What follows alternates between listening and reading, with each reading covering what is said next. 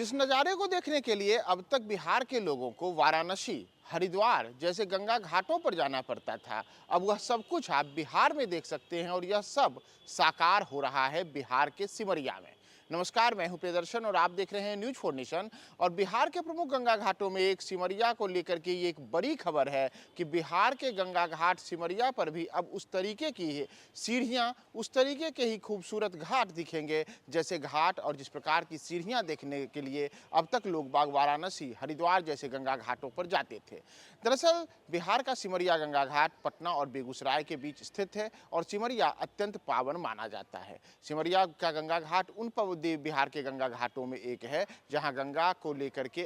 तमाम जो धर्मावलंबी हैं उनके द्वारा प्रतिदिन हजारों लोग वहां गंगा में डुबकी लगाते हैं और बड़ी संख्या में लोग वहां हर दिन पहुंचते हैं। तो ऐसे गंगा घाट को विकसित करने के लिए बिहार के मुख्यमंत्री नीतीश कुमार की ओर से जो एक योजना शुरू की गई है, उसके तहत अब सिमरिया के गंगा घाट पर आकर्षक और खूबसूरत सीढ़ियां,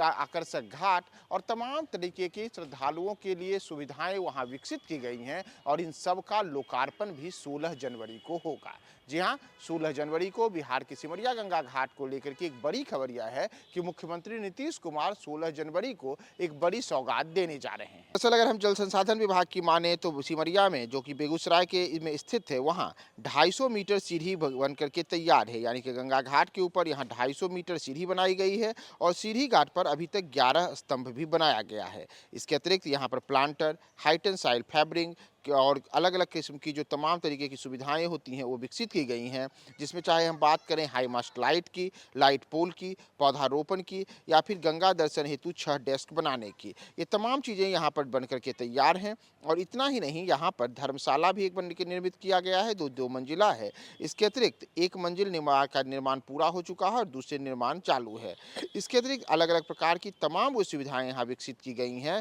जिसे विकसित करने को लेकर के बिहार के मुख्यमंत्री नीतीश कुमार ने यहाँ पर पिछले दिनों इसका शिलान्यास किया था। दरअसल ये जो यहाँ पर निर्माण कार्य चल रहा है वह बिहार में पतित पावनी सिमरिया गंगा घाट पर कुल 115 करोड़ रुपए की लागत से रिवर फ्रंट के तहत सिमरिया घाट को विकसित किया जा रहा है। और सिमरिया धाम के हो रहे इस विकास में गंगा नदी तट पर बड़े स्तर पर सीढ़ियों का निर्माण और तमाम प्रकार की ऐसी सुविधाएं विकसित की जा रही हैं, जिससे यहाँ हर वर्ष जो लाखों की संख्या में श्रद्धालु आते हैं, चाहे वह कल्पवास मेला के दौरान आने वाले श्रद्धालु रहें या अलग अलग समय पर गंगा घाट में स्नान करने एवं दाह संस्कार करने के लिए आने वाले श्रद्धालु रहे, उन तमाम लोगों को अब सिमरिया गंगा घाट पर अनेक प्रकार की सुविधाएं मिलेंगी, जिसमें जैसा मैंने आपको बताया कि 115 करोड़ रुपए की लागत से यहां रिवर फ्रंट निर्मित किया जा रहा है और इसके तहत कुल निर्माणाधीन 250 मीटर का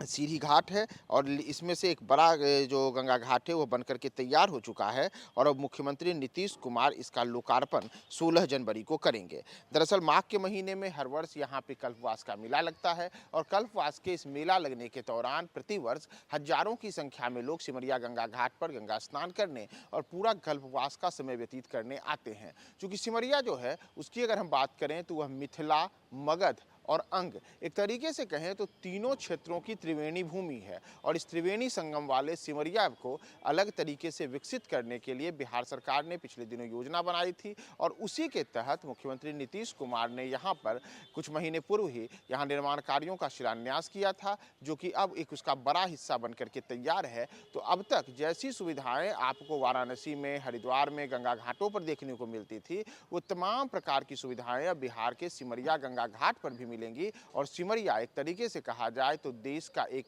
ऐसा प्रमुख गंगा घाट बनने वाला है जो आपको बिहार आने पर हरिद्वार और वाराणसी भी उसके सामने फीका प्रतीत हो सकता है। तो आप 16 जनवरी को मुख्यमंत्री नीतीश कुमार सिमरिया के इस नवनिर्मित गंगा घाट का लोकार्पण करेंगे और उसके बाद आप वहां पर अलग अलग प्रकार की तमाम सुविधाएं का इस्तेमाल कर सकते हैं।